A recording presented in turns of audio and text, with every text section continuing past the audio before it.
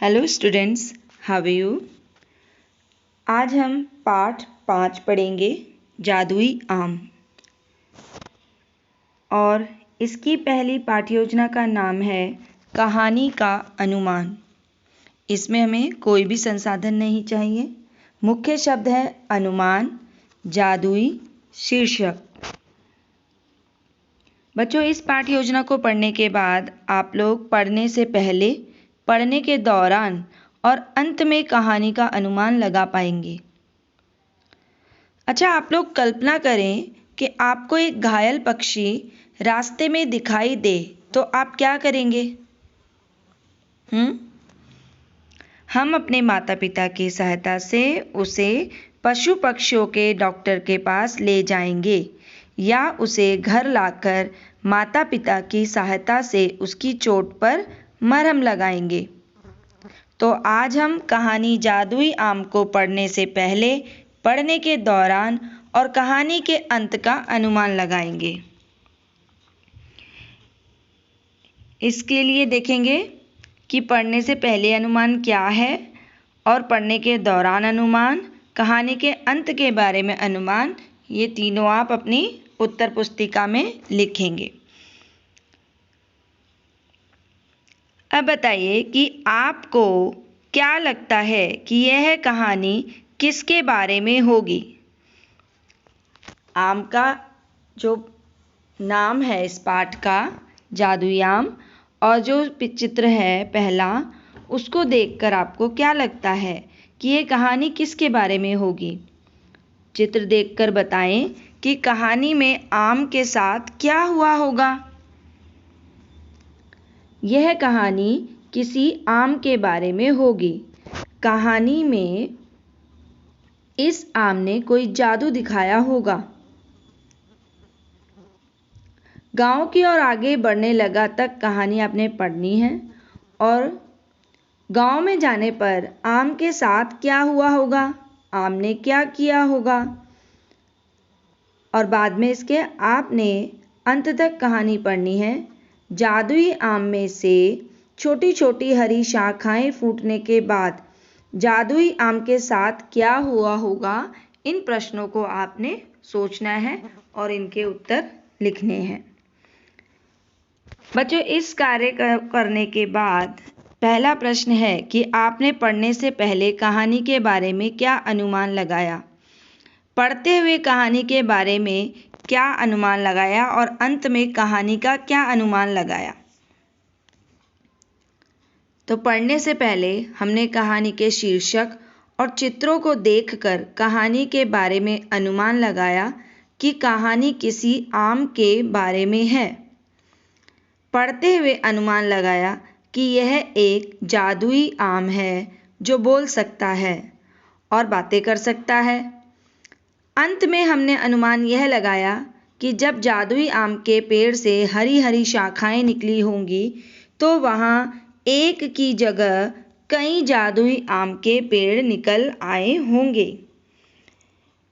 इसी में दूसरा प्रश्न है कि ऐसी कौन सी वस्तुएं हैं जो कहानी का अनुमान लगाने में हमारी सहायता करती हैं। हम कहानी का अनुमान क्यों लगाते हैं? कहानी के चित्र, शीर्षक और कहानी में दिए गए संकेत कहानी का अनुमान लगाने में हमारी सहायता करते हैं। हम कहानी के पात्रों और घटनाओं से भी कहानी के घटनाक्रमों की पहचान करते हैं और आगे की घटना का अनुमान लगाते हैं। इस तरह से आगे की घटनाओं का अनुमान लगाने से कहानी को समझने में हमें सहायता मिलती है। तीसरा प्रश्न है इसमें, यदि बंदर ने आम को खा लिया होता तो क्या होता? यदि बंदर ने आम खा लिया होता तो कहानी में आगे कोई घटना ही नहीं घटती, आम से हरी शाखाएं ना निकलती।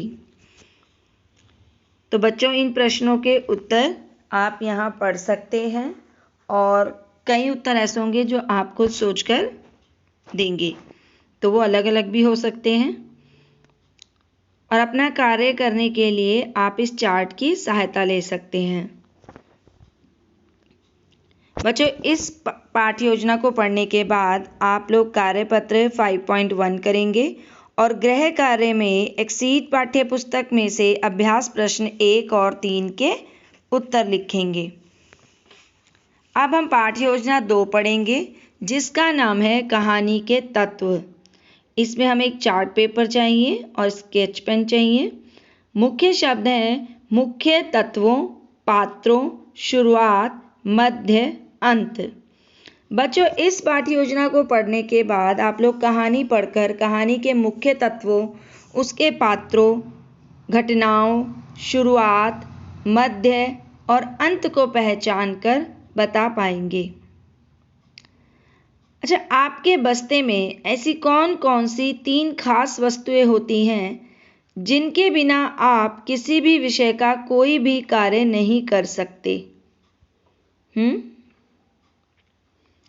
हमारे बस्ते में पेंसिल बॉक्स और सभी विषयों की पुस्तकें और उत्तर पुस्तिकाएं वे 3 खास वस्तुएं हैं जिनके बिना हम किसी भी विषय का कोई भी कार्य नहीं कर सकते हैं। जिस तरह किसी विषय का कार्य पूरा करने के लिए कुछ चीज़ों का होना ज़रूरी है, उसी तरह किसी कहानी में भी कुछ तत्वों का होना ज़रूरी है। हमने जो कहानी जादुई आम कल पढ़ी थी, आज हम उस कहानी के मुख्य तत्वों, उसके पात्रों, घटनाओं, शुरुआत, मध्य और अंत को पहचान कर कहानी के बारे में बता पाएंगे। इसके लिए हमें क्या करना होगा? चार्ट पेपर पर आपको कहानी के मुख्य तत्व लिखे मिलेंगे। एक नक्शा बना होगा आपके सामने और अपने समूह में कहानी जादुई आम के बारे में चर्चा करते हुए चार्ट पेपर पर कहानी के मुख्य तत्वों का नक्शा बना होगा। तो कहानी के मुख्य पात्रों के नाम, कहानी का घटना स्थल, कहानी की शुरुआत, मध्य और अंत में क्या हुआ, इन सब से जुड़ी जानकारी को अपने चार्ट पेपर पर कहानी के नक्शे में लिखें। इस कार्य को करने के बाद पहला प्रश्न है कि कहानी जादुई आम में मुख्य पात्र कौन कौन थे? कहानी की शुरुआत, मध्य और अंत में जादुई आम के साथ क्या हुआ?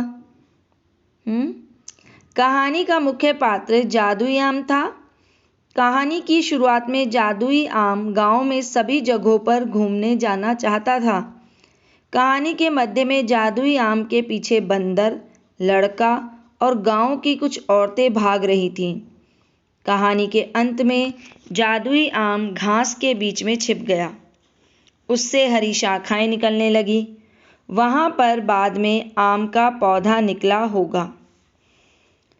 इसी में दूसरा प्रश्न है कि कहानी में ऐसे कौन से तत्व हैं जो कहानी को बनाने में हमारी सहायता करते हैं? किसी भी कहानी की घटनाओं की शुरुआत, मध्य और अंत की पहचान हम कैसे करते हैं? किसी भी कहानी को बनाने में उसके पात्र, घटना स्थल और घटनाएं हमारी मदद करती हैं। किसी भी कहानी में 3 मुख्य तत्व होते हैं: शुरुआत, मध्य और अंत। कहानी की शुरुआत में हम कहानी के पात्रों और घटना स्थल से परिचित होते हैं। कहानी के मध्य में हम देखते हैं कि पात्र किसी समस्या में है और उसके लिए कार्य किया जा रहा है। कहानी के अंत में हम समस्या के समाधान के बारे में जानते हैं। इसी में तीसरा प्रश्न है, यदि जादुई आम पेड़ से ही गांव के दृश्य को देखकर खुश होता और तेज हवा का झोंका आकर उसे ना गिराता, तो फिर कहानी की घटनाएं कैसी होती? तब हो सकता था कि आम एक ही जगह पर रहकर गांव का सारा दृश्य देखता और खुश होता रहता। तब उस जादुई आम से हरी हरी शाखाएं ना निकलती और बंदर, लड़का या गांव के लोग उसे पेड़ से तोड़कर खा लेते। तो बच्चों, इन प्रश्नों के उत्तर यहाँ पर भी हैं और आप जो खुद सोचकर उत्तर देंगे वो अलग अलग भी हो सकते हैं। और अपना कार्य करने के लिए आप इस चार्ट की सहायता लेंगे। बच्चों, इस पाठ्य योजना को पढ़ने के बाद आप लोग कक्षा कार्य में कार्यपत्र 5.2 करेंगे और गृह कार्य में एक्सीड पाठ्य पुस्तक में से अभ्यास प्रश्न 2, 4 और 8 के उत्तर लिखेंगे। अब हम पाठ्य योजना 3 पढ़ेंगे जिसका नाम है लिंग। तो इसमें एक चार्ट पेपर पर एक अनुच्छेद लिखा होगा, जैसे इस बार रोहन के जन्मदिन पर उसके चाचा चाची भी आए थे। वे रोहन को चिड़ियाघर घुमाने ले गए। उन्होंने वहाँ मोर मोरनी का नृत्य देखा। चिड़ियाघर में एक शेर और शेरनी भी थे। फिर वहाँ से वे सब अपने दादा दादी के घर गए। उनके घर में रोहन को एक लड़का और एक लड़की मिले। वह लड़की एक गायिका थी। चाचा ने बताया कि रोहन के दादा भी अच्छे गायक हैं और उसकी दादी एक लेखिका हैं। रोहन भी एक अच्छा लेखक बनना चाहता है। मुख्य शब्द हैं अनुच्छेद, जाति, पुल्लिंग, स्त्रीलिंग। और बच्चों, इस पाठ्य योजना को पढ़ने के बाद आप लोग स्त्रीलिंग और पुल्लिंग शब्दों को छांटते हुए लिख पाएंगे। आपका भाई कौन सी कक्षा में पढ़ता है? आपकी बहन कौन सी कक्षा में पढ़ती है? भाई, बहन, माता पिता, ये सारे शब्द क्या हैं? मेरा भाई कक्षा 4 में पढ़ता है। मेरी बहन कक्षा 7 में पढ़ती है। ये शब्द स्त्रीलिंग और पुल्लिंग शब्द हैं। तो आज हम अनुच्छेद में से स्त्रीलिंग और पुल्लिंग शब्दों को छांट कर लिखेंगे। इसमें आपने अपने साथी के साथ चर्चा करते हुए इस अनुच्छेद में से स्त्रीलिंग और पुल्लिंग शब्दों को छांटकर उत्तर पुस्तिका में लिखना है, तालिका बनाकर, यानी एक सूची बनाएंगे आप। इस कार्य को करने के बाद जो पहला प्रश्न है वह ये है कि अनुच्छेद को पढ़कर आपने क्या किया। अनुच्छेद में आए किन पुल्लिंग शब्दों को ढूंढकर आपने उनके स्त्रीलिंग शब्दों के साथ मिलाकर लिखा। अनुच्छेद को पढ़कर हमने स्त्रीलिंग और पुल्लिंग शब्दों की पहचान की। अनुच्छेद में आए स्त्रीलिंग और पुल्लिंग शब्द हैं चाचा चाची, मोर मोरनी, शेर शेरनी, दादा दादी, लड़का लड़की, गायक गायिका, लेखक लेखिका। इसी में दूसरा प्रश्न है कि अनुच्छेद में से किन शब्दों को हम पुल्लिंग शब्दों के रूप में छांटते हैं और किन शब्दों को स्त्रीलिंग शब्दों के रूप में छांटते हैं। तो जिन शब्दों से हमें पुरुष जाति का पता चलता है वे शब्द पुल्लिंग शब्द होते हैं, जैसे नाना, भाई। जिन शब्दों से हमें स्त्री जाति का पता चलता है वे शब्द स्त्रीलिंग शब्द होते हैं, जैसे नानी, बहन। इसी में तीसरा प्रश्न है कि अनुच्छेद के अलावा स्त्रीलिंग और पुल्लिंग शब्दों का इस्तेमाल हम एक साथ और कहाँ कर सकते हैं। तो अनुच्छेद के अलावा स्त्रीलिंग और पुल्लिंग शब्दों का इस्तेमाल हम वाक्यों में करते हैं, जैसे लेखक कहानी लिखता है, लेखिका नाटक लिखती है। तो इन प्रश्नों के उत्तर आप यहाँ से पढ़ सकते हैं और इस पाठ्य योजना को पढ़ने के बाद और इस तरीके से हमें ये तालिका बनानी है पुल्लिंग और स्त्रीलिंग शब्दों की।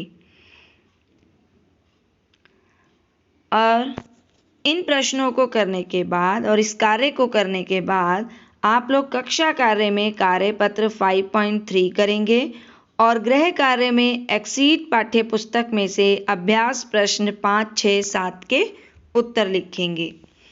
अब हम पाठ्य योजना 4 पढ़ेंगे जिसका नाम है कहानी की मुख्य घटनाएं। इसमें हमें खाली बड़ी पर्चियां चाहिए और मुख्य शब्द हैं घटनाओं, समस्याओं और समाधानों। बच्चों, इस पाठ्य योजना को पढ़ने के बाद आप लोग कहानी की मुख्य घटनाओं, उनकी समस्याओं और समाधानों के बारे में लिख पाएंगे।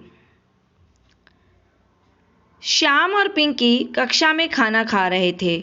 अचानक राजू दौड़ते हुए कक्षा में आया और उनसे टकरा गया, जिसके कारण उनका खाना जमीन पर गिर गया। अब वे तीनों क्या करेंगे? वे तीनों सबसे पहले किसी सफाई वाले को बुलाकर गिरे हुए खाने को साफ करवाएंगे। कक्षा अध्यापिका को सूचित करेंगे। राजू को अपनी गलती का एहसास होगा कि उसे इस तरह कक्षा में दौड़ना नहीं चाहिए। वह अपना खाना श्याम और पिंकी के साथ मिलकर खाएगा।